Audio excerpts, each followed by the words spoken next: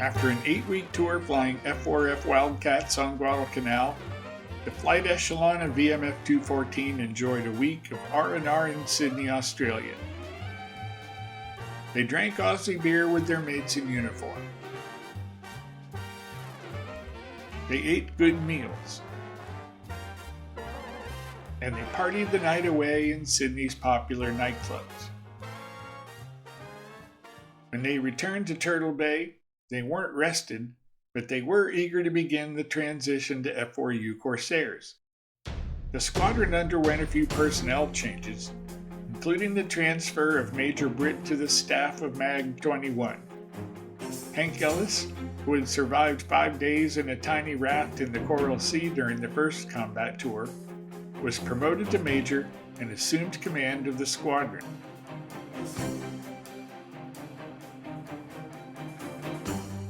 In mid-June, the pilots finally began the transition to F4Us. The Corsair was huge compared to the stubby Wildcat. It was 6,000 pounds heavier and had far greater performance, with a Pratt & Whitney 18-cylinder engine boasting 2,000 horsepower. But it also had a reputation as a deadly airplane. Designed as a carrier-based fighter, the Corsair had failed the Navy's carrier suitability trials in 1942. Due to a combination of aerodynamic and performance issues, it was difficult to control during carrier landings and tended to bounce dramatically on touchdown. So many inexperienced pilots crashed, the Corsair earned a justifiable nickname as the Ensign Eliminator. So the Navy selected the beefy and rugged new Grumman F6F Hellcat as its primary fighter and sent most of the Corsairs to land-based Marine squadrons. The Marines got another hand-me-down from the Navy, but this time they gained a powerful new warplane. For the next year, Corsairs coming off the assembly line at the Vought factory in Bridgeport, Connecticut went straight out to the Southwest Pacific, or were delivered to Marine squadrons forming up in the States. Like the Navy, the Marine Corps discovered that the Corsair could be unforgiving.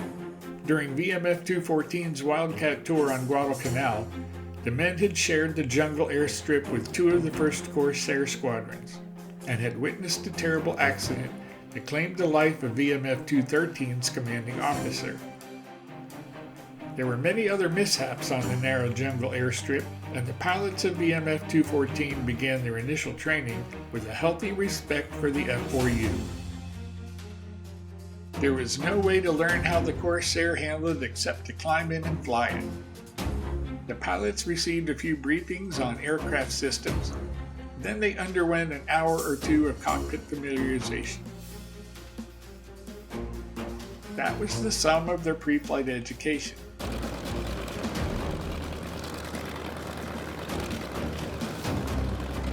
They climbed in and started up with the help of a trusty crew chief.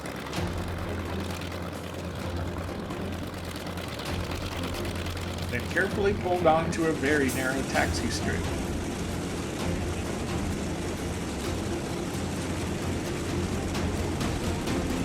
The tip of the huge propeller was 14 feet in front of the pilot, and that long nose blocked forward visibility.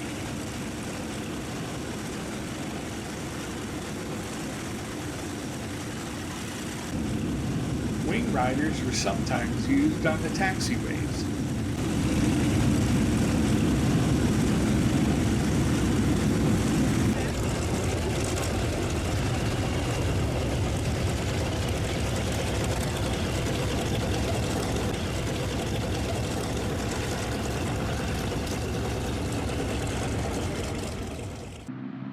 Takeoffs required careful control due to the massive torque of the R2800 engine.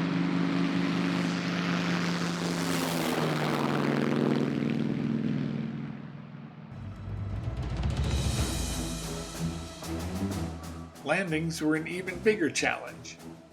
Because of the F4U's weight and speed, the pilots had to learn how to get the big fighters slowed down.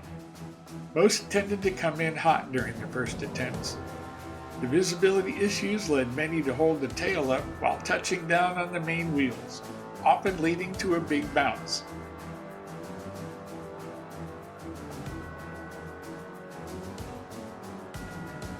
Gradually, they discovered that a three-point landing was smoother.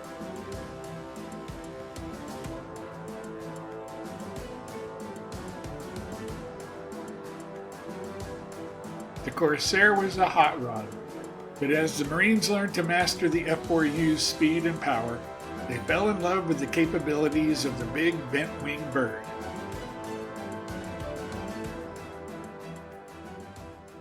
A few replacement pilots joined the squadron at Turtle Bay, including Lieutenant Robert Hansen, a hard charger who would later earn a Medal of Honor while serving in a different squadron.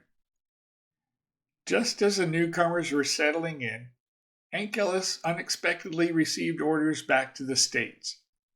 He was replaced as CO by Major William Pace, a Naval Academy graduate. Only days after Pace took over, while still in the training status, the squadron was tasked with supporting a Navy ship in distress. The USS Chincoteague, a seaplane tender, had been badly damaged by Japanese land-based bombers near the Santa Cruz Islands. Disabled and dead in the water, the ship made a tempting target for the Japanese to finish off. On the afternoon of July 18th, while Bill Pace's division provided combat air patrol over the stricken ship, a formation of 3 medium bombers approached out of the setting sun. Evidently surprised when Pace's 4 Corsairs rose up to meet them, the Mitsubishi G3Ms dropped their bombs prematurely and tried to escape. Pace shot down one in full view of the Chincoteague's cheering crew. The other pilots damaged the 2 remaining bombers, neither of which made it back to their airfield. The air battle over the seaplane tender, with a confirmed victory for the new commanding officer, gave the squadron a tremendous boost.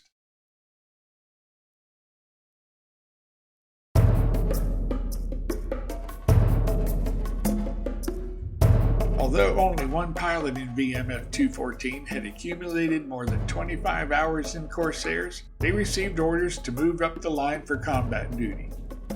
With fresh victories, 17 relatively new F4Us, and a roster of eager pilots, VMF-214 was poised to meet the enemy with its new fighters. Arriving on tiny Bonica Island in the Russells on July 21st, the Marines found themselves in a pleasant tropical setting. Living conditions such as camp facilities, messing, and sanitation were vastly superior to those they had endured on Guadalcanal. But the island was also 70 miles closer to enemy bases. 3 weeks earlier, Admiral Bull Halsey, commander of the South Pacific area, had commenced an ambitious campaign to advance up the Solomons and knock out enemy bases one by one. The invasion of New Georgia had begun in late June, and the Japanese defended it furiously. Other fighter squadrons saw plenty of air combat over the Central Solomons, but by the time VMF-214 began its tour, the Japanese were no longer contesting the skies over New Georgia. On the other hand, the enemy bases on Bougainville were as strong as ever, and from their bastion at Rabaul, the Japanese could rapidly deliver ships, planes, and troops to the forward bases.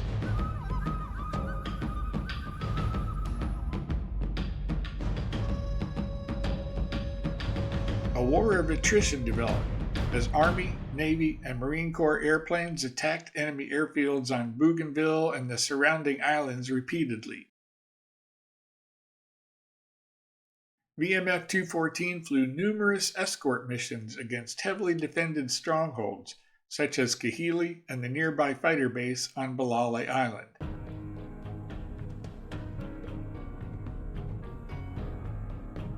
Meanwhile, the pilots enthusiastically endorsed a new squadron name. Lieutenant Henry Holmeyer, a Yale graduate nicknamed Harry the Horse, had created a distinctive pirate-themed patch. The Marine Corps would have to officially approve the Swashbuckler nickname, but acceptance seemed a mere formality. With the coming of August, Japanese pilots began to put up more resistance.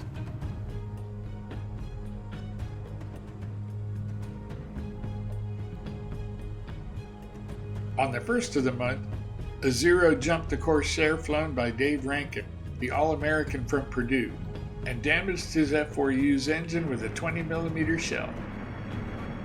A few days later, several pilots got into the squadron's first dogfight since the big scrap over Guadalcanal.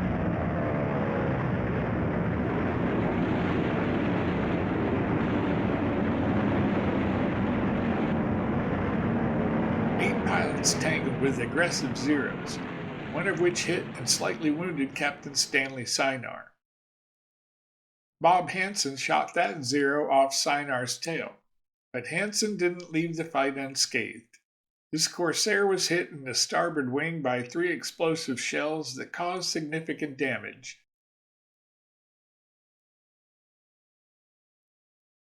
Nevertheless, the outcome was almost entirely in VMF-214's favor.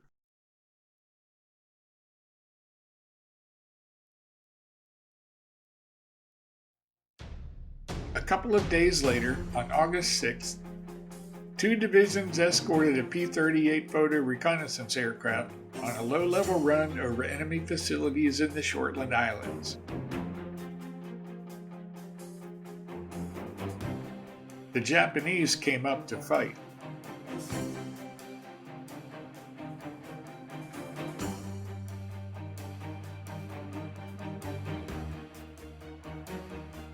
Al Jensen shot down a float plane and 2 Zeros, and with 5 total victories became the squadron's first ace. Captain John Burnett also downed a float plane, and Lieutenant Vic Scarborough, the tallest, lankiest pilot in the squadron, splashed another Zero.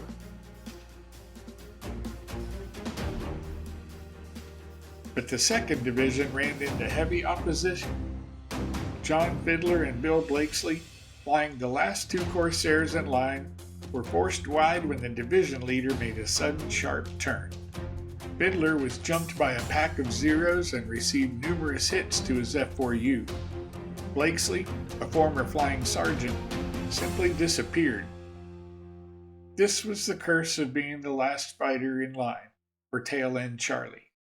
If you were jumped and shot down, there was a good chance that none of your squadron mates saw you fall.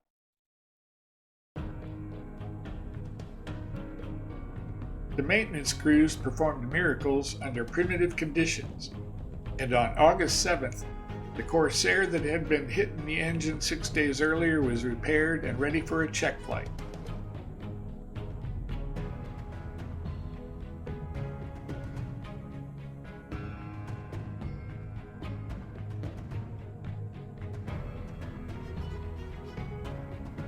Bill Pace, the CO, took it up and tested it for about an hour.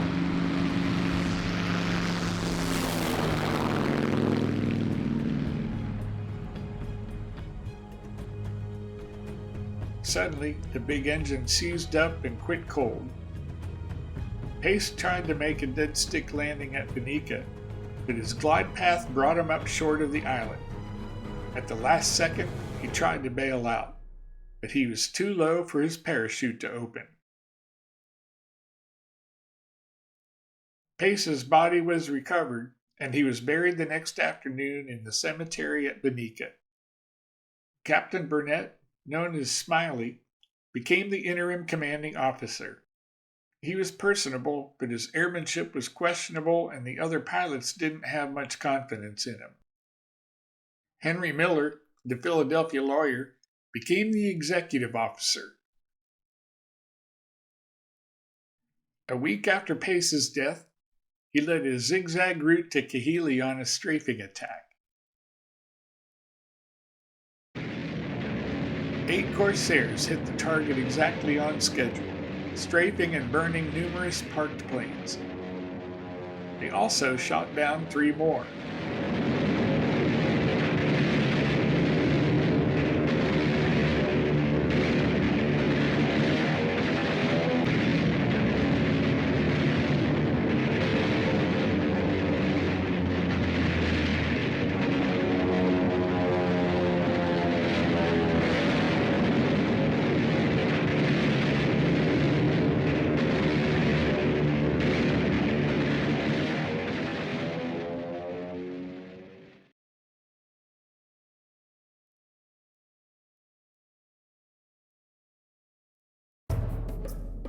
That same day, 8 other swashbucklers flew up to Munda Point on New Georgia, an airfield recently captured from the Japanese and hastily rebuilt by Seabees. In a feat of engineering and good old-fashioned know-how, the Seabees made numerous improvements to the field. Nevertheless, it was a primitive strip in a barren landscape. Munda Point had been bombed and shelled for weeks during the campaign for New Georgia, and the level of destruction was nearly absolute. Conditions on the ground were some of the worst in the Solomons. The local terrain was stripped of vegetation. Japanese corpses and parts of bodies were scattered among bomb craters. Sanitation was almost non-existent. The island was not yet secured, and the field was periodically shelled by Japanese artillery up in the hills. The Marines had to scrounge for every necessity on the ravaged airfield. Conditions were so dismal that after just 2 days at Munda, 3 pilots were sick with dysentery. Within the first week, 2 more went down with malaria. The next step of Admiral Halsey's island-hopping campaign was an assault on Bella Lavella in mid-August. The island was only 90 miles from Kahili Airdrome, and the Japanese counterattacked fiercely.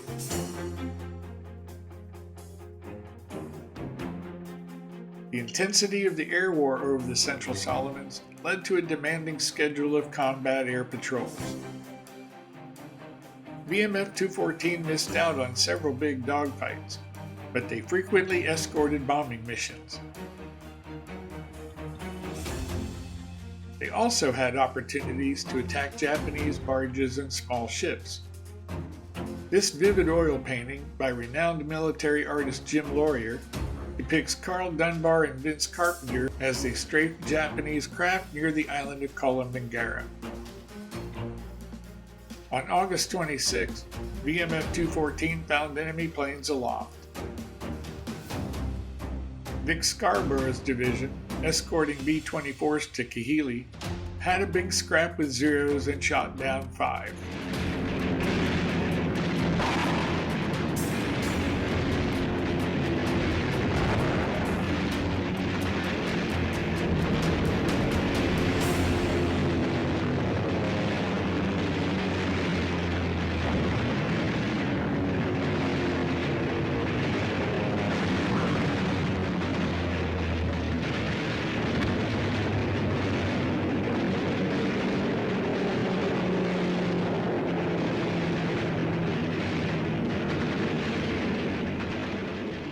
Scarborough accounted for 3 of the Zeros himself, making him the second homegrown ace in VMF-214. 2 days later, 12 pilots departed Munda to strafe Kahili Airdrome. But the mission unraveled when a violent thunderstorm forced the fighters to separate. Alone, Al Jensen popped out of the storm right over the airfield and made a single strafing run, firing into clusters of parked aircraft.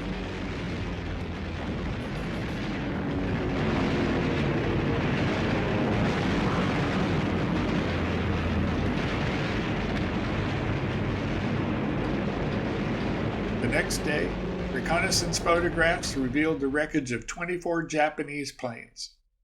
Given sole credit for their destruction, Jensen was awarded the Navy Cross. Sadly, the success of Jensen's strafing attack was offset by a severe blow to the squadron.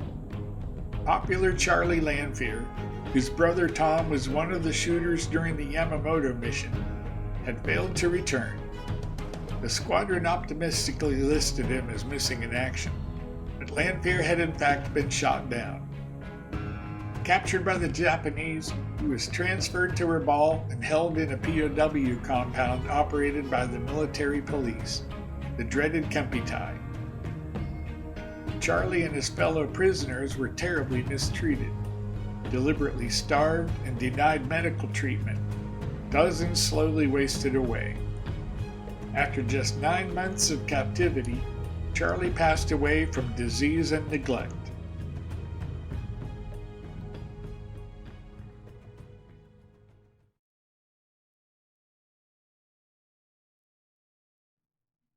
Meanwhile, the last week of August tested the squadron's resolve. 2 more swashbucklers fell ill at Munda, and night raids by enemy bombers continued to rob the pilots of sleep. Their morale suffered, partly due to the loss of Bill Pace, Charlie Lanphier, and Bill Blakesley, but also because Smiley Burnett failed to gain the trust and respect of his pilots. The second combat tour officially ended in early September, and the flight echelon returned to Turtle Bay. But the excitement of their return was dashed by the news that their unit number was being transferred to another outfit, and none of the swashbucklers would be included in the swap. Instead, their echelon would be broken up. The conclusion of a combat tour was normally a cause for celebration, with pilots eagerly anticipating a week of leave in Australia.